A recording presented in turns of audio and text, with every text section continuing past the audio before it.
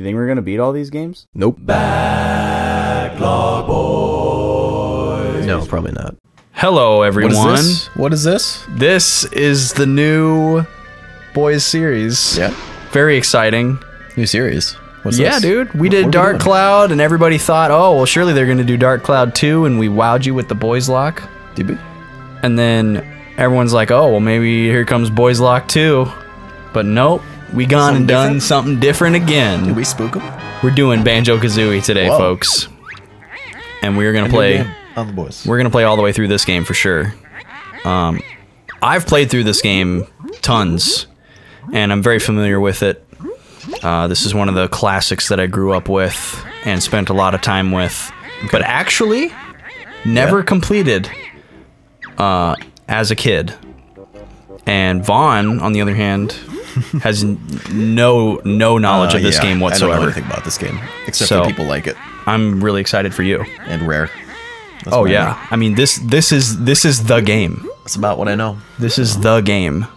Like when everybody talks about the great rare days and how sad they are now, Talking about this. They're talking about this. I mean, I've seen the JonTrons and stuff like that. Yeah. People that like, you know, show how defunct it's gotten or whatever. yeah, how bad it got. Yeah. But this was like the pinnacle right here. This was the peak. This was this is where most people would say it peaked. You know, they did a ton of great games on the SNES. Was there a sequel to this? Yes, there is a sequel to this, Banjo-Tooie. And that's also N64? Yes. Okay. So was that good? Yes, I've actually never played it.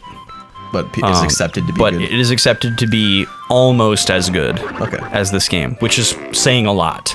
Kind of like saying Majora's Mask is almost as good as Ocarina for some people. Yeah, who are right. like the Ocarina people. Yeah, exactly. Yeah. Okay. I kind of see what's going on. But they're not as different from each other as those two. Okay. Or I guess maybe I don't know enough to say that, but... so essentially our plot of the game here, Vaughn, is that there's an ugly witch who really doesn't like being ugly. Okay. And she And she found found out the pretty little lady found out with that the flute. Banjo's sister is really cute, and she made a machine that allows him to switch levels of beauty. Okay. So we have to save Tootie, Banjo's sister. Getting uglified. Yes. Okay. So here comes Gruntilda, or Grunty, Grunty. as you'll come to know her. All right. Everything she says is a rhyme, Vaughn, and everything she says is a hilarious pun. Okay. So, don't miss her text boxes if you can avoid it. There's Bottles, the mole. He's our tutorial system in the game.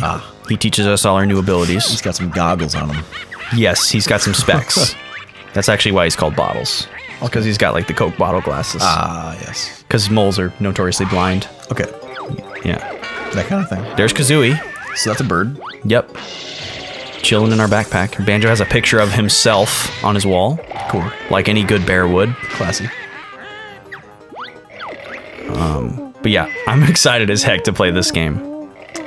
It's gonna be awesome. He's still asleep? I haven't played through it in a long time, and this is actually the first time I've owned the cartridge since I was a kid. Really?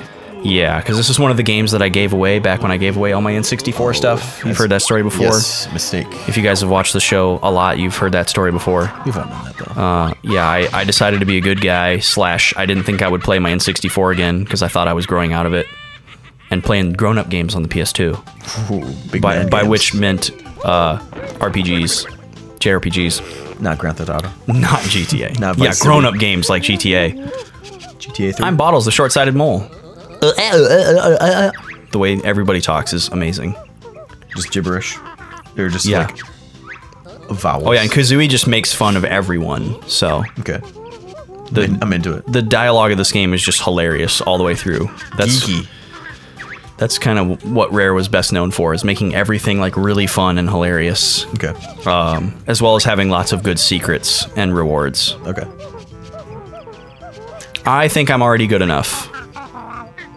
This game looks like Donkey Kong 64. Should I be getting that kind of vibe? Yeah, this is the game they made before that. Okay. They made this, and I believe Donkey Kong 64 was between this game and Banjo-Tooie. Okay. So I And remember there's a giant carrot. I think one of my like neighborhood friends had That's health. Donkey Kong 64. So I remember a little bit of that. Donkey Kong 64 was great. Okay. I actually just played through that a couple years ago and got 101%. 101%. How Yes. does that work? Oh, I don't have my flutter jump yet. Does Bottles have to teach it to me? You said you didn't need my help, so you're on your own until you get inside. That's awesome.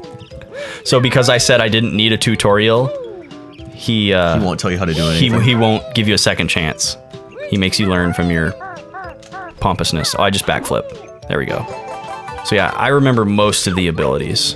It's a little honeycomb. The empty honeycomb is like a piece of heart. Ah, okay. And if you get 6, you get another thing on your life bar. So those are super important to get, because enemies later in the game start to do like 2 and 3 honeycombs of damage. Okay.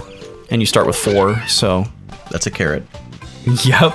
You didn't? Did you see the onion earlier? I didn't. I missed that, I think. Probably the best feature of this game is this screen right here. Okay. Where you can view the totals. So like, I can go to Spiral Mountain and it says, look, there's no jiggies, there's no notes, and there's 6 honeycombs. So that's all we have to look for? Yeah. Well, we don't have to get those, but we want we want to get them. There's another one right there. I keep thinking that Kazooie's going to come out automatically if I hold A, but I have to press A. Just give me a second to get reacclimated here. But yeah, basically we're going to go through 9 different worlds. Okay. And each world has like 5 or 6 jigsaw puzzles. Cool. Actually, I think each world has 10. Oh. So that was a trophy of Banjo. That's an extra life. Oh, okay. Which we will also need, because there will be scary things later on. There's a big head of cauliflower or something. I thought that was like way off in the distance. I thought it was just massive. Just massive, yeah. Yeah, there wasn't any like fog on it. When these guys are rocks. They attack? Or you use that move to break them. are they just gonna wait and accept their fate? Yeah, I mean, they're rocks. They can't do anything. What would they do, Vaughn? I don't know. Think they're gonna jump around like some kind of sentient carrot? Or they're gonna call Dwayne. Oh my god. Yeah. Oh, there's one I forgot. That's probably why we didn't get anything. But yeah, you get a lot of abilities in this game. Okay. It's really cool. And they do a good job of making each one useful. Like worthwhile. Yeah. Cool. This game was actually... It started as an SNES project. Oh, really? Yeah. Like late in the SNES life cycle. I can't do a ground pound yet. I have to learn that one. And it was called... The code name for it was Project Dream. And it was going to be about... It was going to be like kind of a pirate type story. And then the N64 was getting really close. And they were like, well, crap. And according to Grant Kirkhope, the composer for this game, who basically single-handedly keeps the history of Old Rare alive, and he's such a cool guy for doing that. How so? Well, like... Oh, there's a thing. Yeah, there's a guy. Like, he's just... Like, he's a really cool guy, and he's one of those guys who's, like, super humble about his craft. Yeah. Even though he's written so much cool music for such a long time. But seriously, Grant Kirkhope is such a stand-up guy, he'll just talk to, like, any fan. Okay. Like, if you hit him up on Twitter, he'll just talk to you. And he just, like, I think he just was really personally invested in the work that he did with Rare. Okay. And, you know, he loves how much people love it, and he thinks that that's really cool. So when people want to talk about it, he's willing to talk about it. Like, pretty much any time one of a game that he did music for is at a GDQ, he'll just, yeah, he'll just like Skype in, Skype in. you know, and cool. like talk to people. Or like his Q&A at MagFest, I think it was last year or maybe the year before, went like way over because he was just willing to talk forever. All that kind of stuff. But anyways, what I was gonna say is, should I look for the rest of these honeycombs? There was what, 1 or 2 more? Oh, there's one more. Yeah, I should try to find it because we could really use that. According to Grant Kirkhope, what happened was they were working on this Project Dream game, and it was going to be like the final like swan song for the Super Nintendo, like Rare's masterpiece. And then there was some like Space World event or whatever where Nintendo debuted the very first look at Super Mario 64. Oh, and they just like fell in love. And the Nintendo 64, and everyone's minds were blown because 3D was coming. Yep. To gaming as like a standard. And yeah, they basically were like, we want to make a game like Mario 64. And so they decided, let's wait and put Project Dream on the N64.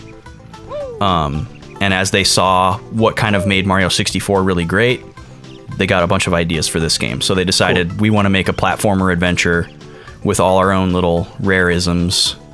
And boy, did they do a fantastic job. So, I don't know where this last one's going to be, so how about tomorrow on the boys? Whoa. We'll have just picked it up. You're gonna leave them hanging. We're gonna keep this train moving. By a thread. Because this game should go pretty quick.